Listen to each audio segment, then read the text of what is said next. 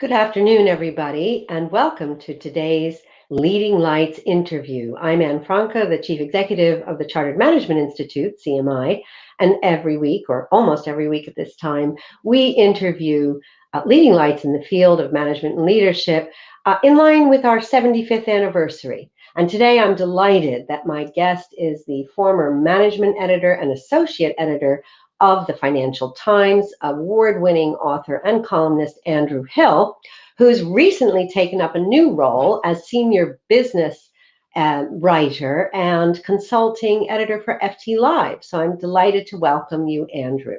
Pleasure to be here, Anne. Thank you. Thanks.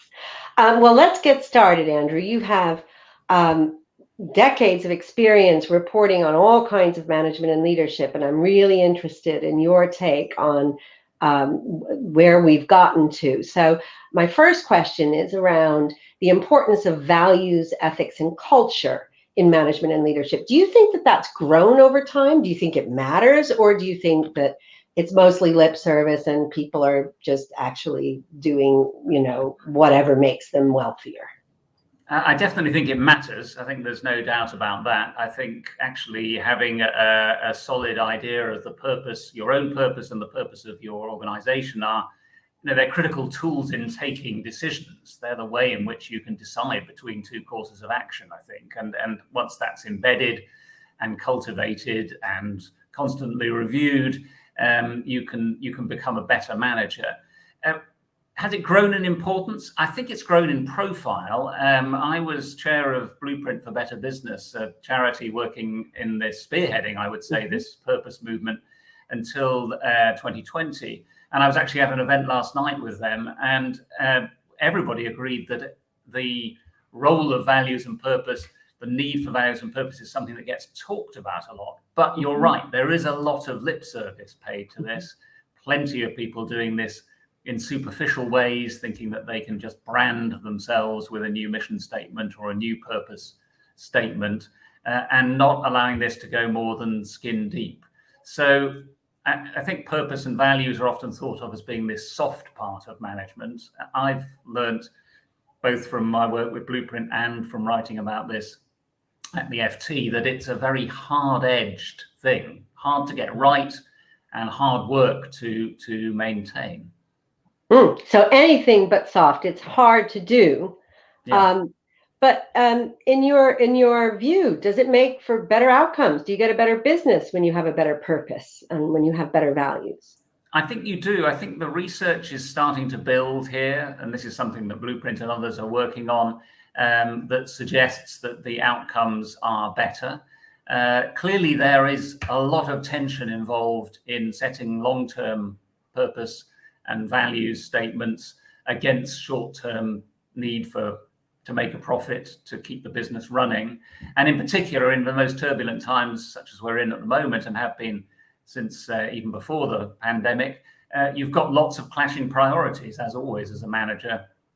And as I said, I think having proper values embedded in what you do helps to make good decisions, and good decisions make for better business over the longer term.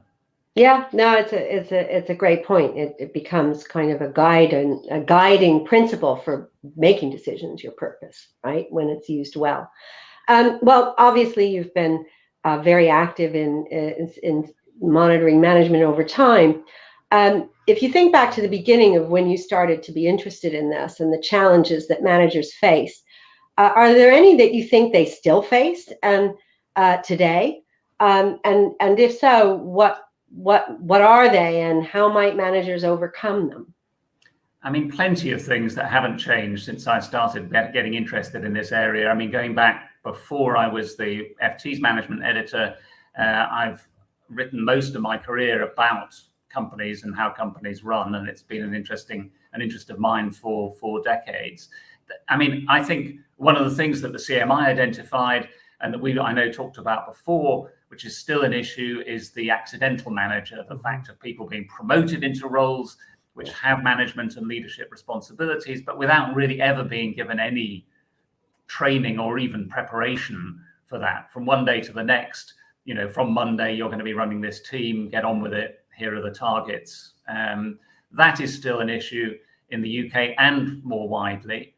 I think there's clearly still a tendency, and partly linked to this, a tendency to assume that because you've got the management title, you've been given a team of people, that you should be commanding and controlling that team, and that it should be a top-down, you know, I'm the one who issues the orders, you are the ones who follow the orders, which frankly, even in the military, is an outdated concept.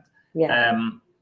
And then I suppose the third element that I think is still an issue, and again linked to the first two, is we're still in a situation where we think of managers and leaders as individuals, and we downplay the importance of having the right team in place and working with the team's varied skills.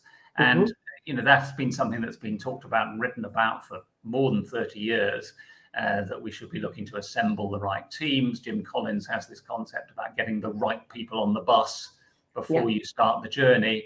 And yet, and I have to say, I think business journalists are guilty of helping to propagate this. We still look to individuals as being the people we're most interested in writing about and hearing from. And so that leads to that sort of reinforces the flaw. And clearly, individual leaders can be inspirational.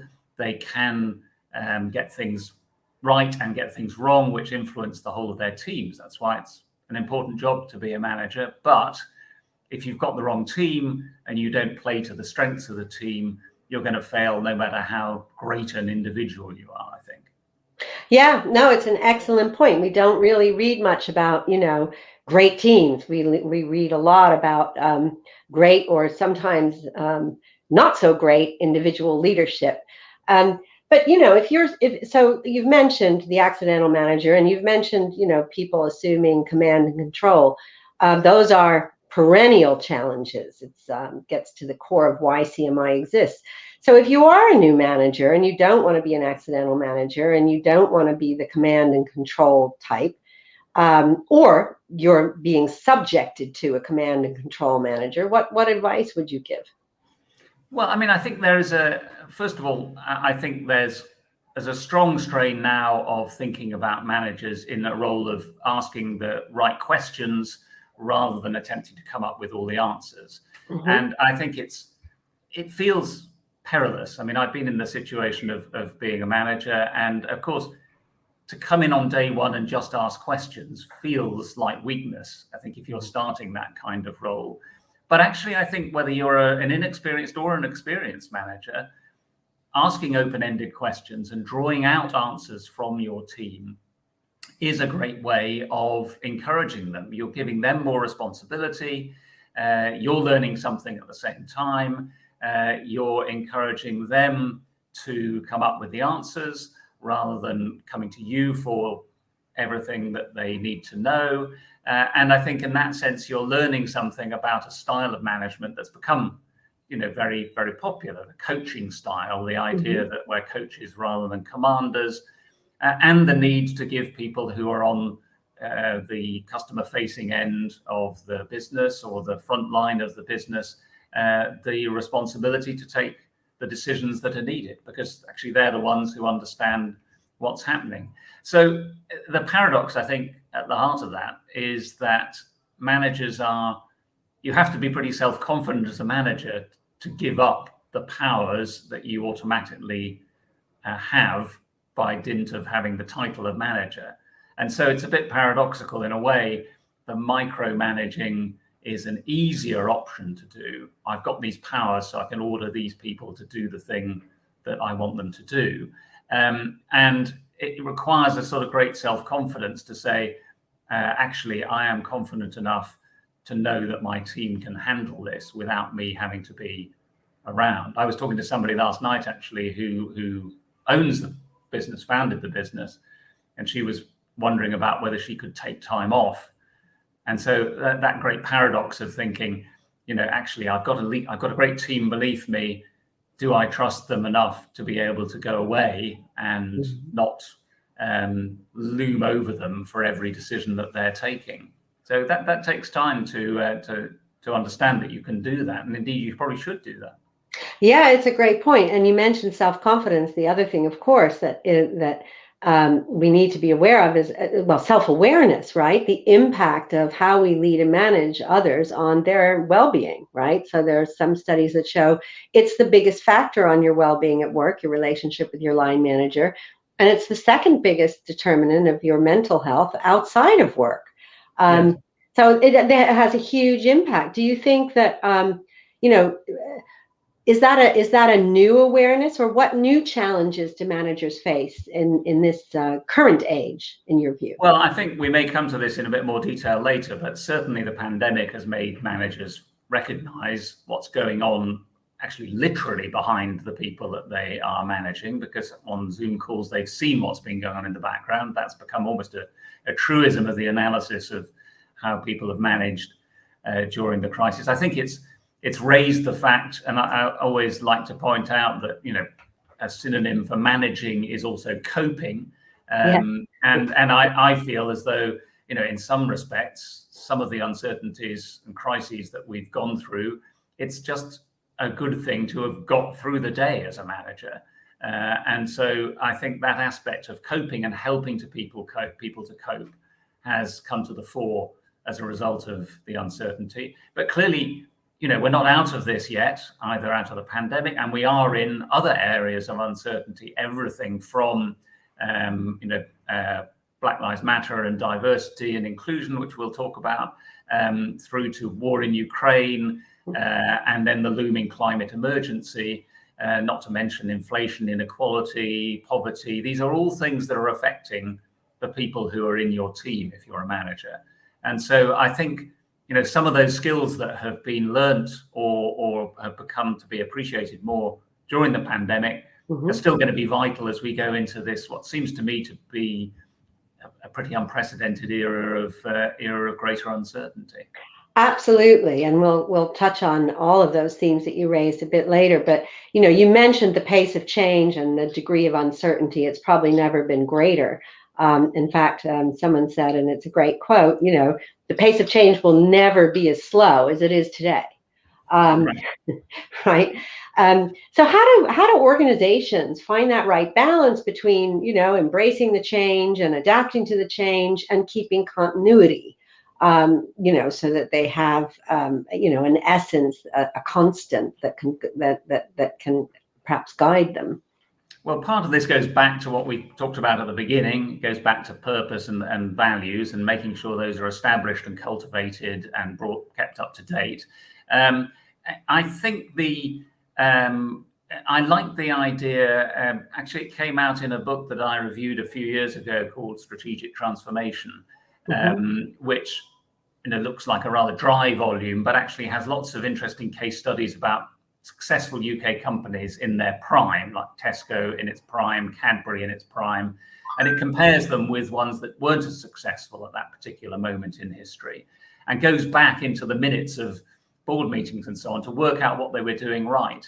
And it turns out from that study, and I think from other experience that I've had of looking at successful companies, that you need to combine continuity with challenge. I think they call it contestation in this book, and look for ways in which people internally can be encouraged to challenge the status quo.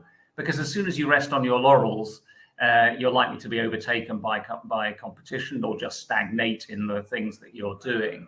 And so the likes of Tesco were very successful in finding the next generation of leaders internally, and cultivating them, but ensuring that they were also able to pose a contest to the existing management and the way in which things were done. And so a combination of that sort of continuity and challenge is what you have to go on trying to cultivate. Of course, that's extremely difficult because companies that are doing well tend to want to go on doing the same things well. And having young bucks coming up who are saying, I'm going to knock this current management off their pedestal, looks like a recipe for unnecessary change. But I think there's a combination of the two that the best companies cultivate, looking to that kind of institutional memory, but at the same time allowing for the possibility of change in the future.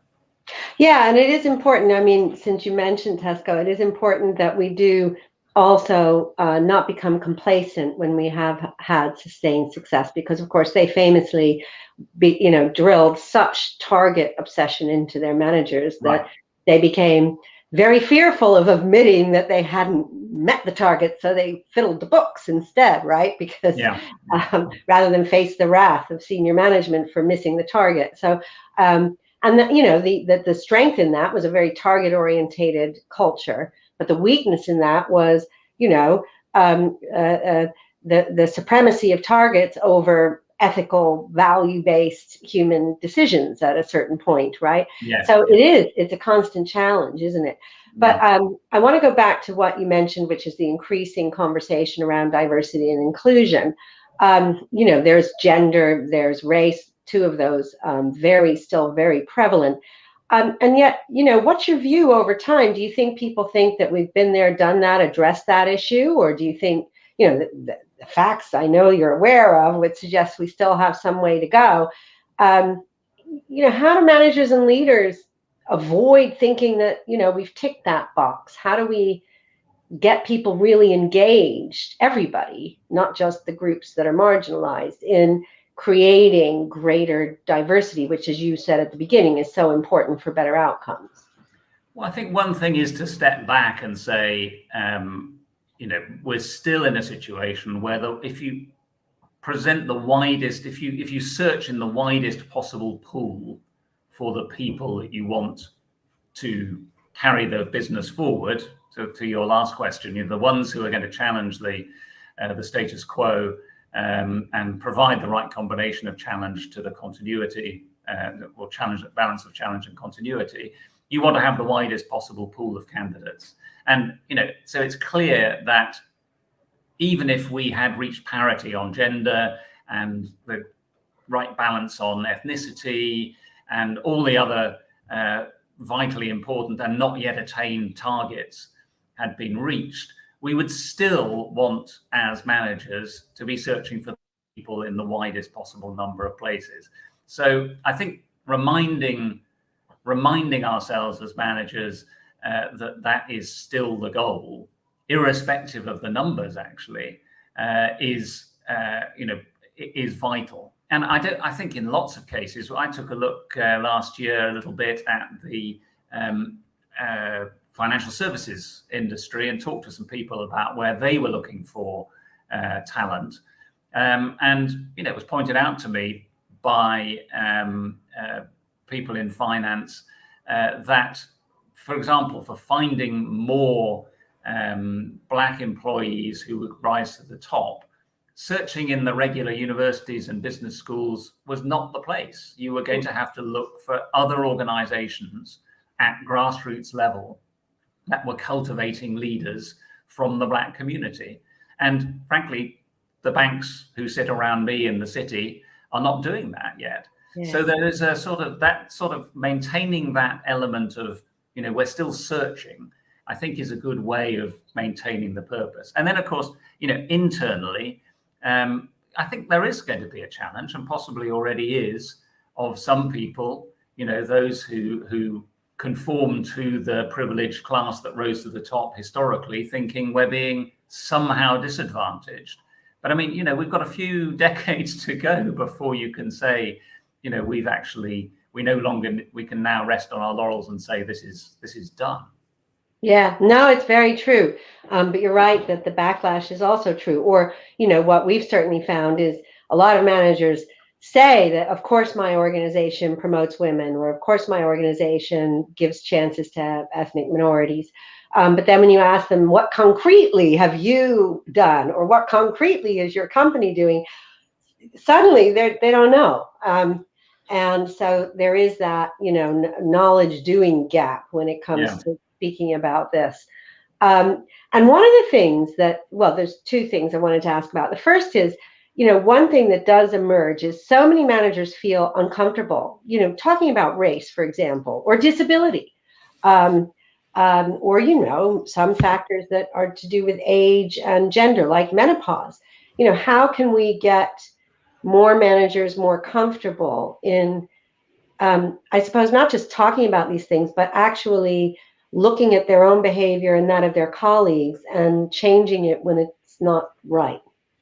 Well, listen, I think, I think there is a risk at the moment that we are prone to jump immediately on mistakes that people make. And of course, we take our lead on that from what happens in the public sphere. Somebody tweets, somebody makes a gaffe in an interview, they're immediately jumped on and written about and in some cases sort of monstered on social media for having made mistakes. And of course, some mistakes are unforgivable and hard to get over. But I think within the workplace, I think we need to allow for the fact that some mistakes may be made. We are uncomfortable sometimes about language. What should we use? How do we avoid embarrassing ourselves in front of colleagues who, are sensitive to the nuances of racial discrimination that we might not, as white people, understand in the same way. And so I think the only way to do that is to inject a bit of tolerance into the workplace, a bit of kindness, if you like. We were talking about this yesterday with people. And look for ways in which we can adjust behavior with a quiet word rather than a blaring announcement that somebody got something wrong. I mean, the world of management, to take it out of the diversity and inclusion area, has been listening for decades to the idea that we should embrace failure and in some ways celebrate when we've gone when something has been at least attempted, even if it hasn't succeeded. Well, we could apply a little bit of that to efforts that people are making to become more diverse and inclusive in the workplace. And I think it works both ways, that clearly there are going to be ingrained bad behaviors which need to be eradicated. But at the same time, there are going to be people who want to try to get better and deserve to be applauded for making that effort, and maybe given a little bit of advice on course correction if there's something they've said or done that doesn't chime with what the rest of the workplace is waiting for. Yeah, no, I think it's a really good point. And I've heard lots of people that maybe, are members of marginalized communities saying, look, it's better that even if you're awkward, have the conversation, ask me, how do I feel about this? What's it like? Don't be afraid to make a mistake. I'd much rather, that we had the conversation and you didn't worry so much about what you said, because we're still going to end up in a better place having spoken about it. So I think that's a really good point, as is tolerance and kindness. Now, when it comes to discrimination, obviously for our 75th, we're looking at 5 areas. These aren't the only areas, but it's a fairly inclusive list of gender, including sexuality, ethnicity, age, socioeconomic background, not a protected characteristic, but certainly one that is very alive and well in terms of being marginalized, when it comes to opportunity, and of course, disability. And there are a couple of schools of thought on this. There are those people who say, actually, we really do need to gather data and measure progress on each of these characteristics, because then we won't know where we are, unless we know what proportion of our population at every level is represented by these groups. And of course, because they have quite different needs, somebody in a wheelchair is very different than, I don't know, a Black Muslim woman, for example. They may be the same person, but they may have very different needs if they're not. Others say, actually, it's all about just creating a culture of inclusion. And, we should just focus on that rather than on particular groups. Where are you on this spectrum? Well, I don't think the two are necessarily mutually exclusive. You could have an inclusive organization that continued to measure the individual sections, if you like, of the workforce. I mean, I tend towards the idea that you've got to go on looking at the individual groups and thinking carefully also about new groups that might emerge or new sensitivities that might be worth paying attention to. I think there's something a bit telling about the fact that virtually every job description or job advert that appears now talks about how we are an inclusive organization when it's describing it. So it's become the thing that you will say. And I think there are dangers in saying that is enough because, first of all, because it risks ignoring a group or downplaying the sensitivities of a group that needs to be paid attention to. And also because actually I think inclusion or belonging as a sole objective, it could be a little bit dangerous. I mean, when you think about it, that it used to be the case that people talked a lot about finding the right cultural fit. Do you feel like you belong here is a question that crops up, for example, on our staff survey every month. And the problem with belonging as a sole objective, I think, is that in a way you might well find that you are trying to adapt yourself to the cultural fit that was required. And that could be awkward for any group to feel like they had to make themselves fit in. Would be to leave a part of their personality and makeup behind when they came to work. And what I think we really want is for people to be able to be themselves at work, however they identify. And that requires a little bit more work, I think, than just saying we're an inclusive organization and leaving it at that. I do think you have to measure through the organization what's happening with individual groups.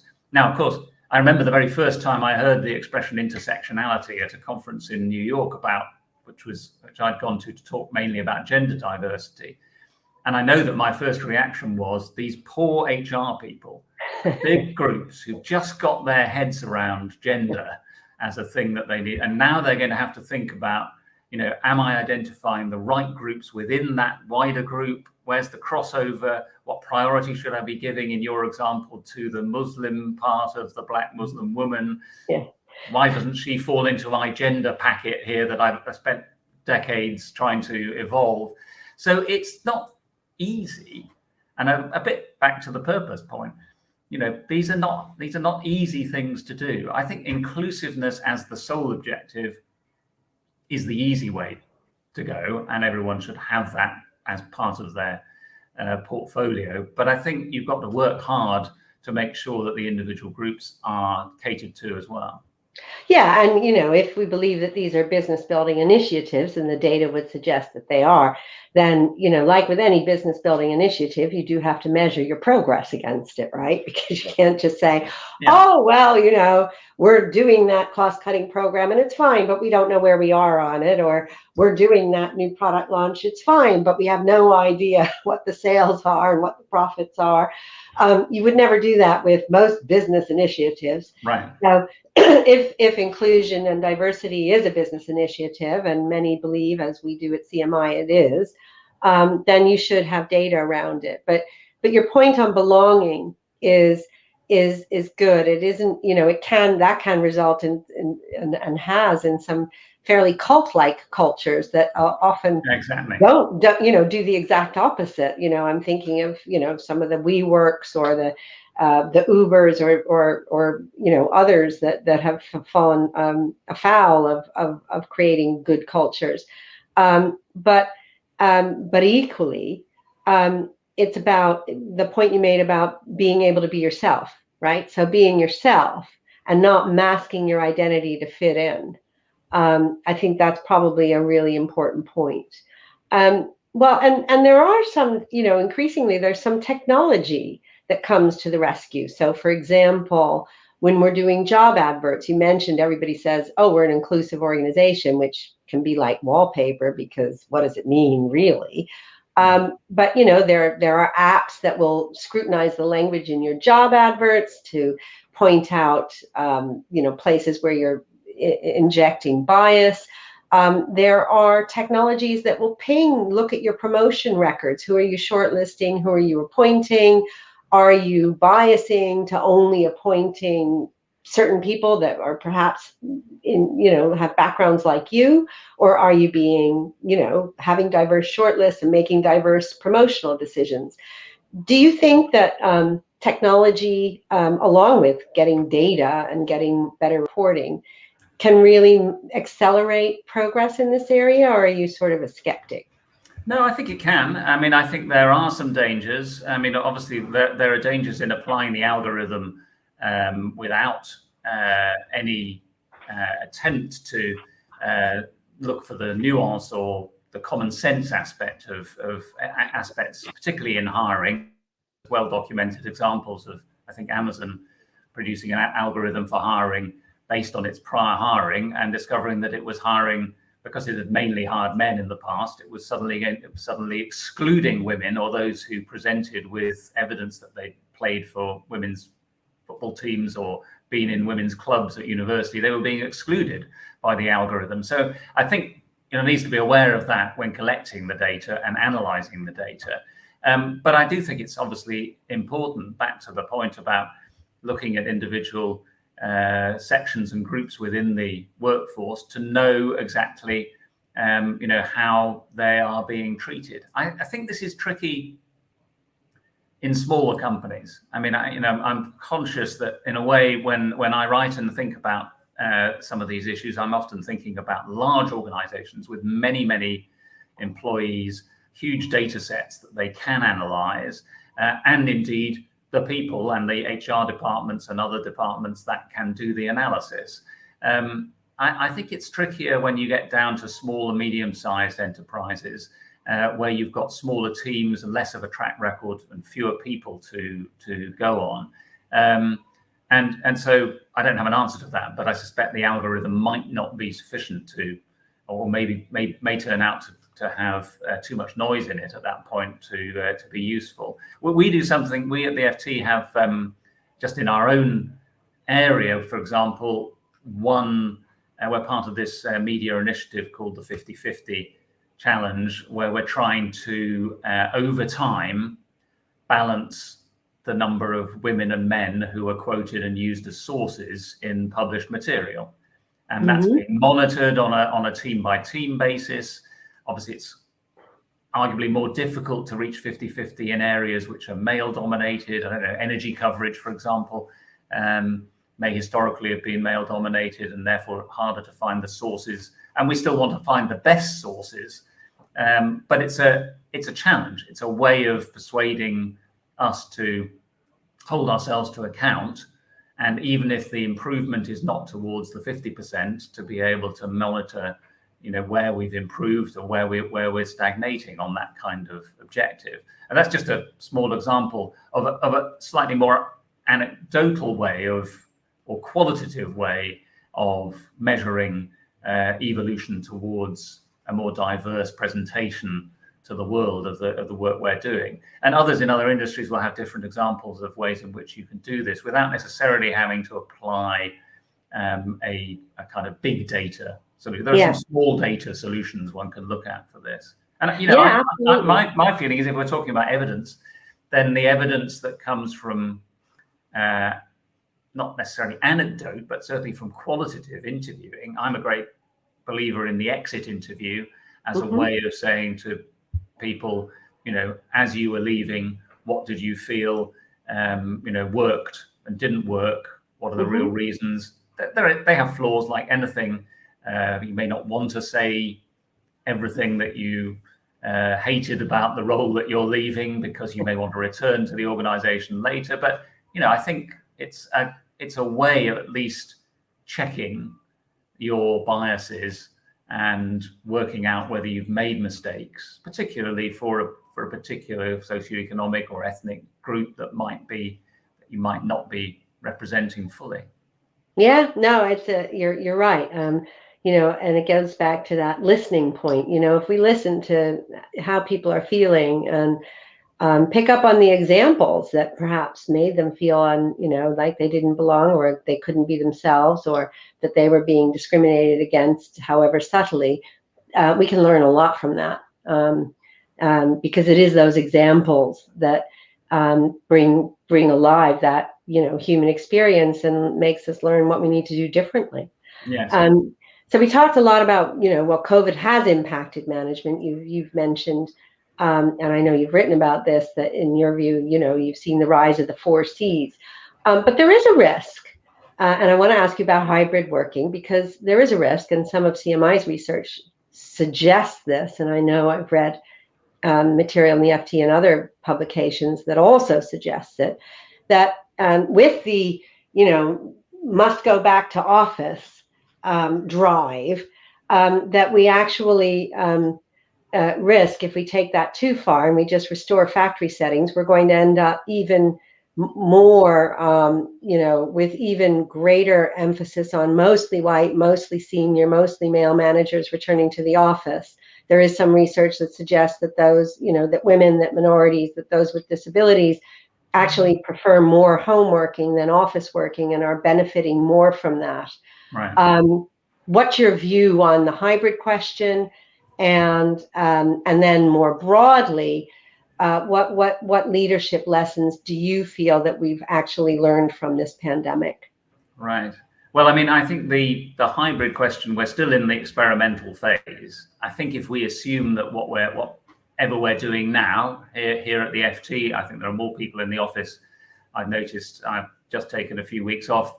Returning, I find more people in the office than there were when I was coming in 2 or 3 days a week before I took my break. But I think to assume that is done and we're now at the steady state is going to be a little dangerous. They're just on a very simple basis. There's a big test coming up when we have the first school holidays and the big summer holidays, school holidays this year, because I think a lot of parents will have benefited in the last couple of years from the fact that they're able to look after and be flexible enough to have childcare without having to have outside childcare to cope with the fact that they're going into work. So the question is being posed across the workforce, will I be able to work from home during the summer holidays in order to be able to tackle this challenge more flexibly? And I think the last couple of years have proved that that is possible. But there will be people in senior management, in HR, who will be suspicious of that. I came across a situation recently where somebody had posed that question and it had been immediately misinterpreted by the manager as a suggestion that we were all going to be able to go off on our summer holidays and work from the beach. Whereas in fact, it was being posed from a parent's point of view, a mother's point of view, as will I get the same flexibility to be able to deal with my children without having to farm them out to some childcare option so that I can make my presence felt in the office. So I think there are lots of hybrid challenges for managers that we haven't yet met. We're still in the experimental phase of how many days works for a particular area of work. Teams being able to adjust within an overall policy that might be more rigid. These are all questions that I think have still been still need to be answered. I mean, what we've learned, I think, during the pandemic is that certain leadership styles, which we've already referred to, the coaching style, the questioning, the open questions, are more appropriate.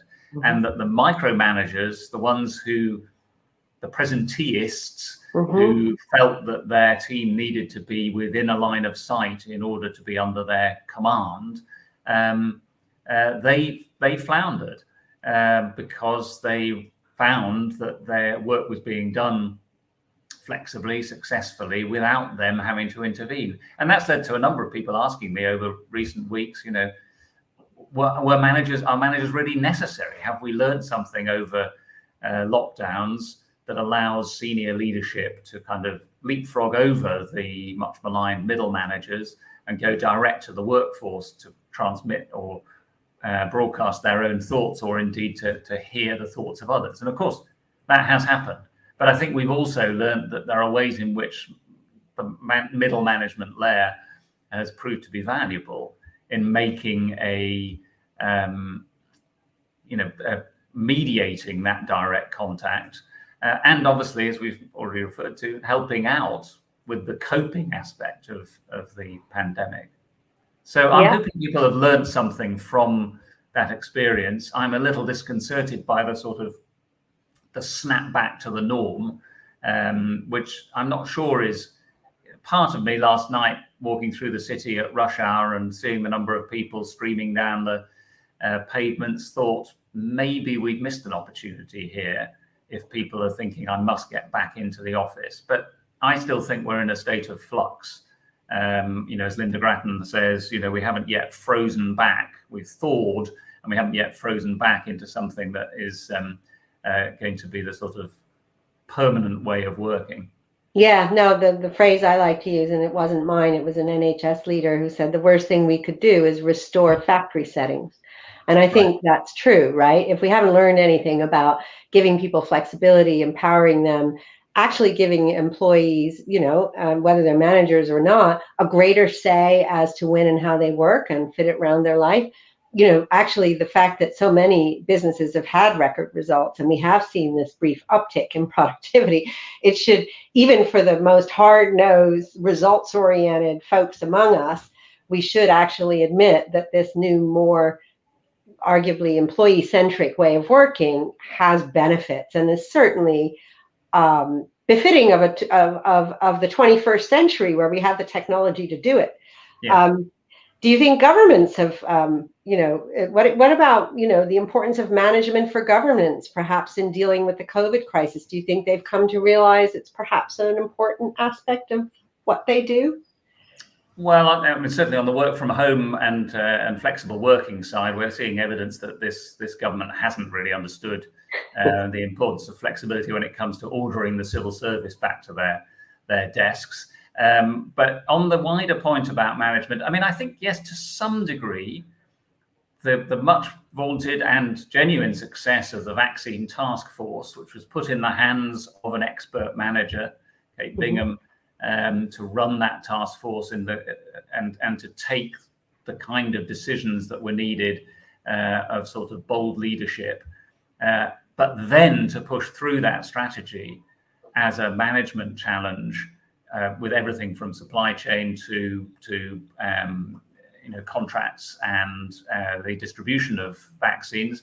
That's a fine example of government or public sector getting something right, I think.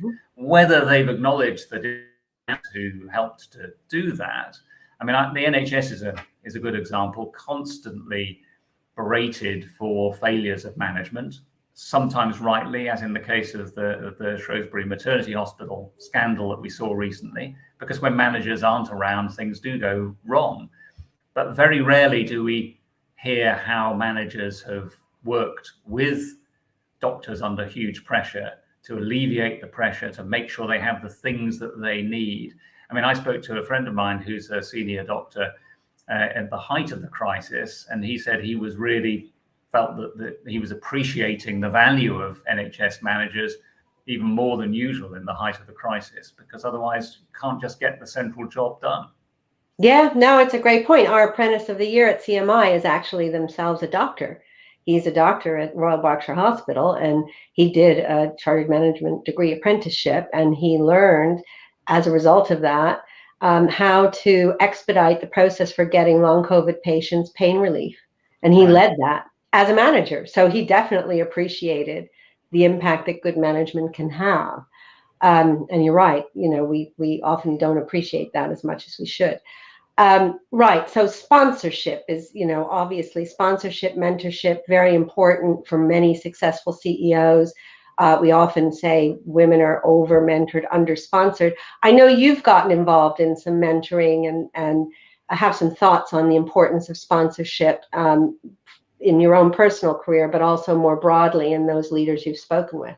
Sure. Yes. I mean, we have a mentoring program here at the FT with senior experienced staff mentoring more junior staff, and I've been involved with that for a few years. I mean, it's as with everything that is management related, it requires time and hard work and effort to make it work. I was appalled to realize that I hadn't done as many regular mentoring sessions with my mentees over the COVID period as I was doing before. And so there's an element of sort of, it takes time, you've got to schedule it in, you've got to make sure that you stick to the routine if you want to. If the mentee then says, as sometimes happens, particularly with journalists, I'm on deadline, I can't do that today, I've got something else I need to get onto, then you reschedule and work through it. So that's a program that we've been running for a while. And we've got a new program or newer program of sponsorship specifically aimed at ethnic minority staff,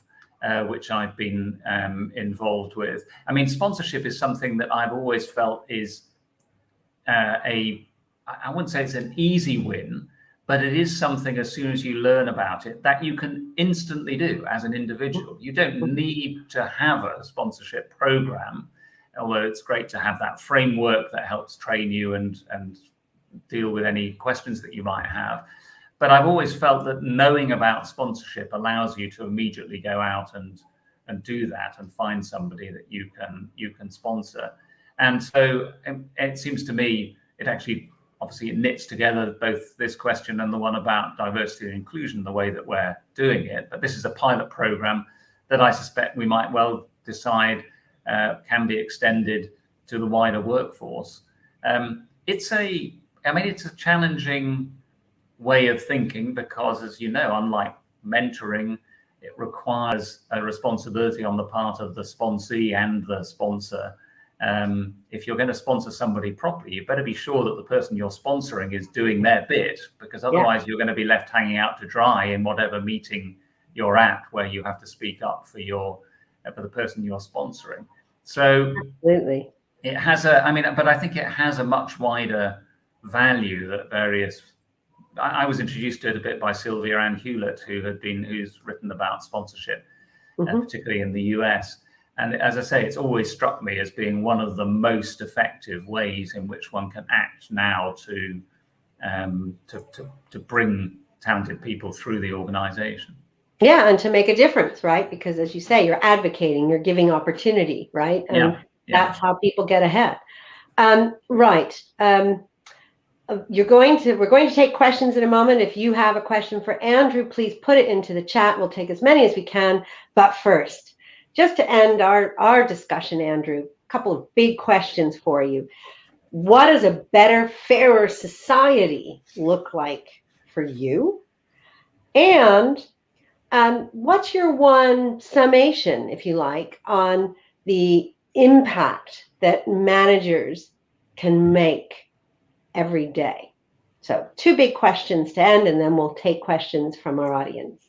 Yes, I think on the first one, and we've covered some of these elements of the better and fairer, but I think I suppose I would sum it up by being sort of equal and beyond, because as we've already said, we've not reached anywhere near the element of equality of opportunity, let alone of representation in the workforce or particularly in the managerial and leadership echelons that one would hope for.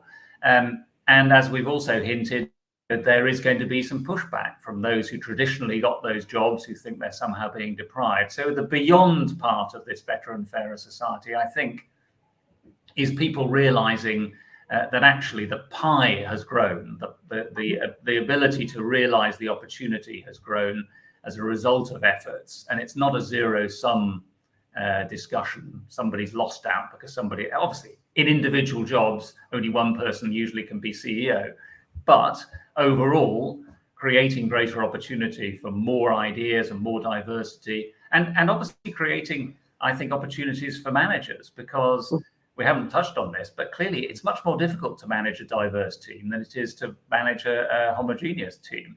And so good managers are going to be in greater demand as we reach, we hope, these elements of more diverse groups. So that's my thought about better and fairer society. The way in which, what was the second question?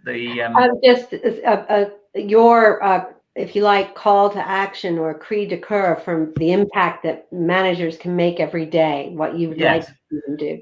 So I wrote a column in wrapping my previous job as management editor, where I talked about the value of good managers and good management. So, the element from that I guess I take out is, well, first of all, managers add value. So that's not just in the kind of sterile sense of improving shareholder value, although, as we've discussed, they do that too, but in helping people to be the best that they can be. They encourage collaboration. Good managers communicate clearly. They act ethically, as we've discussed, and with compassion. That's one of the things we've learned, I think, more through the pandemic. And they let those who are closest to the customers take the tactical decisions. And when they intervene, it's as coaches rather than as all-knowing commanders. So they're posing these non-judgmental, open questions rather than issuing orders. That's great. That sounds exactly like the sort of manager that would be great to work with, and that would actually probably get a lot done. Thank you so much, Andrew. We're going to take some questions, and our first question is coming from Ann, and it gets exactly at what we've been discussing. I think you're so right about asking open questions as a manager, but can relate to why you said some people might think that's a weakness. How do you think we can change public expectations of a manager from somebody who tells to somebody who listens? Yes, I think that partly is to do with the practice of management, doing it more, and then seeing the results, not just the financial results, but as we've discussed, the results in terms of the human happiness of the people in the team, will help to reinforce the idea that this is what managers do. I think clearly there are limits to this. A few years ago, I wrote about accidental managers and the productivity problem in the UK, and I went to talk to some managers of smaller companies. Evidently, if you're producing something to a deadline and to targets, you have sometimes got to just step in and get things done. And so it's not always easy to frame that as questions that you're going to pose to your team. Occasionally, you're going to have to say, "Look, we need to make this move now. Let's make it happen." So there's always going to be a balance. But I think if it's a question of being able to bring people through so that they answer the questions themselves, and bring to the manager perhaps the more difficult, almost the sort of refereeing decisions that you might have to take on arbitrating between two options, that would itself be progress. But I understand that as managers, and I'm always hugely admiring of managers, because I've not done as much managing myself, mainly watched people doing it and talked about it. But I understand that there are going to be difficult situations where that kind of approach doesn't necessarily apply, and you're going to have to push forward, become a little bit more command and control-ish. It happened during the crisis. There was an element of sort of, I don't like the phrase wartime managers, because as we know now, when actual war is brutal and those sort of metaphors don't work, but the idea that you could apply your sort of peacetime techniques in the teeth of the COVID crisis fell away and there was a need for some people to get a grip, Jeff Bezos stepped to the front line to tackle the meetings when he previously stepped back and been as more as a strategic leader. So there are occasions when you need to step in. Yeah, you do. But, you can explain to people that this is what I'm doing and this is why I'm doing it, right? Yeah. And this is why it matters. And I think if you do that communication with compassion, to use a couple of your C words, I think that's absolutely right. So our next question is from Ellis, who's asking about, do you think that past high-profile leadership failures have truly been learned from? And if so, are they one of the most effective catalysts for change in leadership more broadly? Right. I mean, obviously we keep on making mistakes. And I pointed out in my sort of valedictory management column, the very first column that I wrote 500 columns ago in 2011 was about the BP Deepwater Horizon failure, which was in many ways a failure of management coordination between different groups, including BP. And the most recent one coincided with the report I mentioned into the Shrewsbury Hospital failures. So, there are clearly scandals are still happening. And, each time we analyze them, I think we do learn something. I think the big leadership failures, to some extent, although they're great to write about as a journalist, the individual failures, back to my point about placing more emphasis on individuals than teams, I'm not sure they necessarily tell us as much. They might tell us about that individual. Why did Adam Newman of WeWork fly too close to the sun and then fail? But they don't necessarily tell us about what happened within the team situation. So they may tell us about the individual leader and individual leadership, but they don't necessarily tell us as much about the manager and the teamwork. But of course, I mean, I'd be a strong advocate of saying, whenever anything goes wrong, it is worth having a look and saying, well, why did that happen? And how can we avoid that happening next time? And so, I hope we are learning, but I don't think we're ever going to get away from the fact that some people will crash and burn. Yeah, no, it's very true. And probably will be, it's part of human experience, I suppose.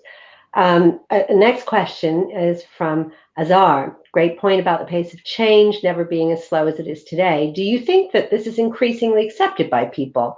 And so the impetus on leaders to manage change may be diluted over time, or will they need to become more skilled at leading change due to ever increasing agility being required?